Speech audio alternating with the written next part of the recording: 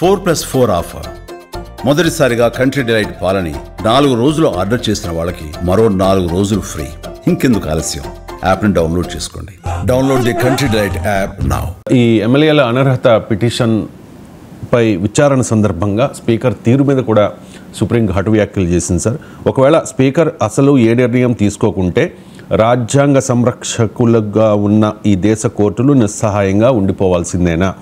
ఇది ముమ్మాటికి ప్రజాస్వామ్యాన్ని అపహాస్యం చేసినట్టే.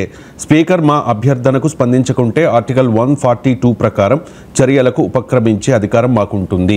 గతంలో ఒక స్పీకర్ను కోర్టుకు పిలిపించామని కూడా మరిచిపోవద్దు అంటూ సుప్రీంకోర్టు ధర్మాసనం వ్యాఖ్యానించిన పరిస్థితి సార్. స్పీకర్ నిర్ణయాన్ని కానీ స్పీకర్ చేస్తున్న ఈ కాలయాపనను కానీ కోర్టులు ప్రశ్నించవచ్చా? ఖచ్చితంగా ప్రశ్నించాలి కూడా. ఎందుకంటే స్పీకర్ రాజ్యాంగేతర శక్తి కాదు. స్పీకర్ కూడా రాజ్యాంగాన్ని లోబడే ఉండాలి. సుప్రీంకోర్టు గతంలో తీర్పు కూడా చెప్పింది, రాజ్యాంగబద్ధమైన పదవుల్లో ఉన్నవారు రాజ్యాంగము ద్వారా తమకు సంక్రమించిన అధికారాన్ని రాజ్యాంగబద్ధంగానే వాడుకోవాలి. అంటే రాజ్యాంగబద్ధమైన పదవుల్లో ఉన్నవారు రాజ్యాంగము ద్వారా తమకు సంక్రమించిన అధికారాన్ని రాజ్యాంగబద్ధంగానే వాడుకోవాలి. నా ఇష్టమైనట్టు వాడుకుంటే కలవదు కదా. So speaker is not a super natural power. So ఈ మాట అన్నందుకు నా పైన సభా హక్కులు ఉల్లంఘన పెడితే నేను రెడీ టు ఫేస్ ఇట్. ఒక రాజ్యాంగ అతీత శక్తి స్పీకర్ కానీ, జడ్జిలు కానీ, ముఖ్యమంత్రులు కానీ, ప్రధానమంత్రులు కానీ మన దేశంలో సుప్రీం కాదు. మన దేశ రాజ్యాంగం ప్రకారం రాజ్యాంగమే సుప్రీం. అందరము రాజ్యాంగానికి లోబడి పనిచేయాలి. అన్ని వ్యవస్థలు రాజ్యాంగానికి లోబడి పనిచేయాలి. దాంట్లో చెక్స్ అండ్ బ్యాలెన్సెస్ ఉంటాయి. చట్టసభలు రాజ్యాంగ విరుద్ధంగా పనిచేస్తే కోర్టులు ప్రశ్నిస్తాయి. కోర్టుల జడ్జిలు కనుక తప్పు చేస్తే జడ్జిని చట్టసభలు అభిశంసించవచ్చు. అంతే తప్ప నేను నా ఇష్టం రాజ్యాంగానికి తూట్లు పొడుస్తూ ఉంటా అంటే కోర్టులు ఎందుకు చూస్తూ ఊరుకుంటాయి?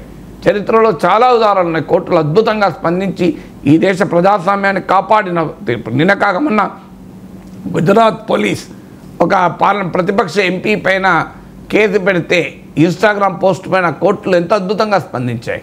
సో మీరు భావప్రజ్ఞ స్వేచ్ఛ యొక్క గొప్పతనాన్ని చెప్తూ నాగరిక సమాజానికి, అర్థవంతమైన జీవితానికి భావప్రజ్ఞ స్వేచ్ఛ కీలకమని సుప్రీంకోర్టు చెప్పింది. For a meaningful life and for a civilised healthy society, ఒక సివిలైజ్డ్ డెమోక్రసీ, నాగరిక ప్రజాస్వామ్యం కావాలంటే భావప్రజ్ఞ స్వేచ్ఛ కావాల్సిందే. జడ్జిలు తమకు నచ్చలేదు కనుక ఆ వ్యాఖ్యలు మాట్లాడే హక్కు లేదని ఎవరినన్నా అంటే కోర్టులు కూడా తప్పన్నారు. పోలీసులను కూడా చాలా సీరియస్గా వాదించింది. పోలీసులు కూడా రాజ్యాంగం ప్రకారం నడుచుకోవాలి తప్ప మీరు భావప్రజ్ఞ స్వేచ్ఛ పైన భారత రాజ్యాంగం చెప్పింది తెలియకుండా ఎఫ్ఐఆర్లు పెట్టకూడదని పోలీసులను కూడా చెప్పింది. అద్భుతమైన తీర్పు. భారత రాజ్యాంగంలో ఆర్టికల్ 356 ఉంది.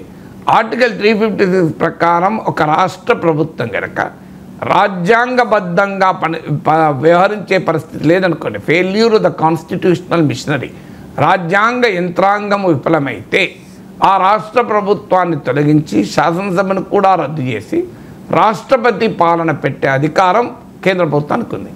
ఇది రాజ్యాంగ నిర్ణాయక సభలోనే తీవ్ర వ్యతిరేకత వచ్చింది. ఇది ఫెడరల్ వ్యవస్థకు ప్రమాదకరమని. కానీ ఆ రోజు రాజ్యాంగం రాసిన సమయంలో దేశంలో ఉన్న అల్లకల్లోల పరిస్థితులు, 500 సంస్థానాల తిరుగుబాటు, దేశ విభజన, ఈ నేపథ్యంలో దేశ సమైక్యతను కాపాడడం కొరకు రాజ్యాంగంలో ఈ అధికరణ పెట్టారు, ఆర్టికల్ 350. దీనిపైన మాట్లాడుతూ అంబేద్కర్ అంటారు, I hope it will be a dead article. ఇది నిర్జీవంగా పడి ఉండే రాజ్యాంగ అధికరణగా ఉంటుందని ఆశిస్తాను అన్నాడు అంబేద్కర్. అన్ఫార్చునేట్లీ అవకాశవాద రాజకీయాల వల్ల 100 సార్లు 100కు పైగా దాన్ని దుర్వినియోగం చేశారు. గొప్ప ప్రజాస్వామ్యవాదైన జవహర్లాల్ నెహ్రూ కాలంలోనే దుర్వినియోగం మొదలైంది. 59 అనుకుంటాను, ఎంఎస్ నంబూద్రిపాద్ ప్రభుత్వం కేరళలో communist first elected government in the world, ప్రపంచంలోనే మొట్టమొదటి ప్రజాస్వామ్యబద్ధంగా ఎన్నికైన ప్రభుత్వం. దాన్ని తొలగించడం ద్వారా మొదలుపెట్టారు. అది 100 కన్నా పైన. అంబేద్కర్ అది నిర్జీవంగా పడి ఉండే అధికరణగా ఉంటుందని ఆశిస్తానంటే దాన్ని అత్యంత సజీవంగా ఉంచింది రాజకీయ వ్యవస్థ.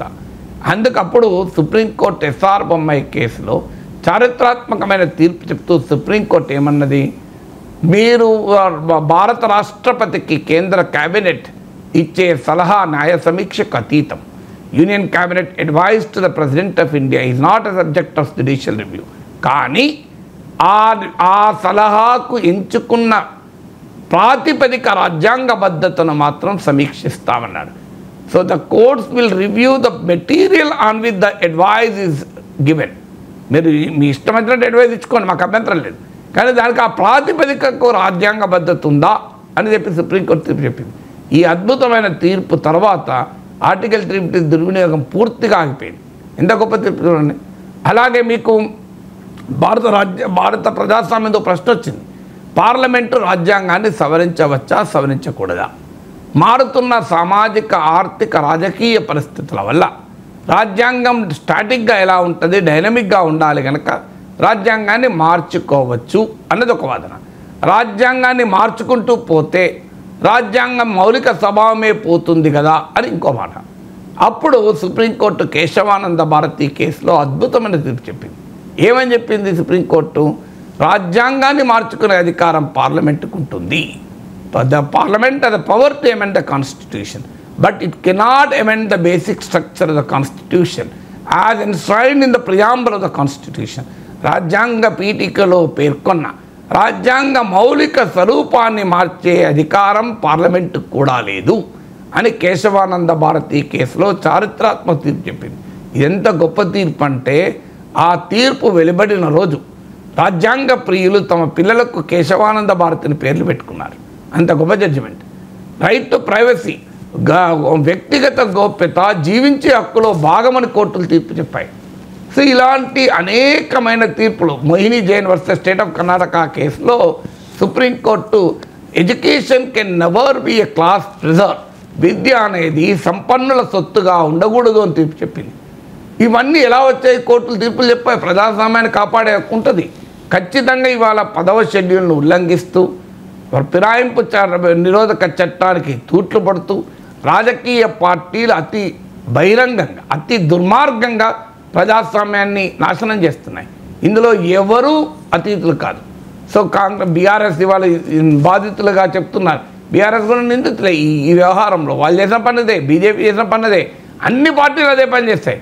కాంగ్రెస్ పార్టీ చేసిన పనిదే, ఎవరైనా అదే పనులు చేస్తూ పోయారు. అన్ని పార్టీలు అదే పనులు చేస్తాయి కనుక కోర్టులు ఇన్వాల్వ్ కావాలి. స్పీకర్ రాజ్యాంగ అతీత శక్తి కాదు. భారత రాజ్యాంగ భగవంతుడే ఈ భూమిపైన భారత బొడ్డలపైన దిగి వస్తే ఆ భగవంతుడు కూడా రాజ్యాంగబద్ధంగానే వివరించాలి.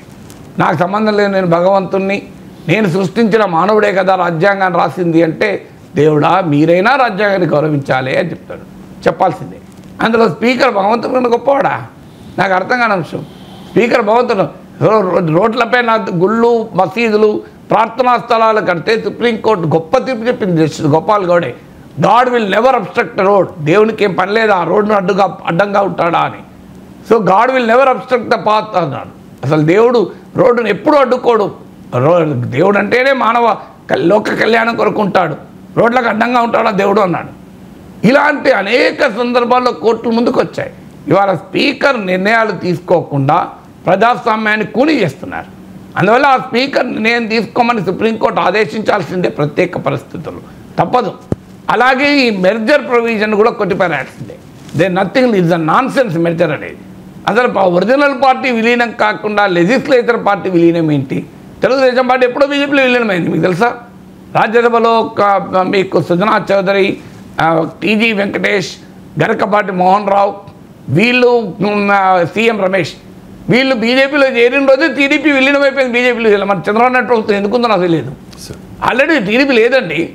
టీడీపీ 2 చోట్ల విలీనమైంది. పార్లమెంట్లో బీజేపీలో విలీనమైంది, తెలంగాణలో బీఆర్ఎస్లో విలీనమైంది. చంద్ర వెంకట వీరయ్య ఎమ్మెల్యేలు పోయినప్పుడు బీఆర్ఎస్లో విలీనమైంది. 2 సార్లు విలీనమవుతుంది ఒక పార్టీ, నాకు అర్థం కాదు. 2 సార్లు విలీనమవుతుందా? రాష్ట్రంలో ఒక పార్టీలో విలీనమవుతుందట, దేశంలో ఇంకో పార్టీలో విలీనమవుతుందట. ఇది ఎక్కడ ఇంత రాజ్యాంగాన్ని ప్రశ్న పట్టిస్తుంటే కోర్టులు మరి చూస్తూ ఊరుకోకూడదు, ఖచ్చితంగా రియాక్ట్ కావాలి. ఎప్పుడు రియాక్ట్ అవుతుందా అని అలాంటి వాడు ఎదురు చూస్తున్నాడు.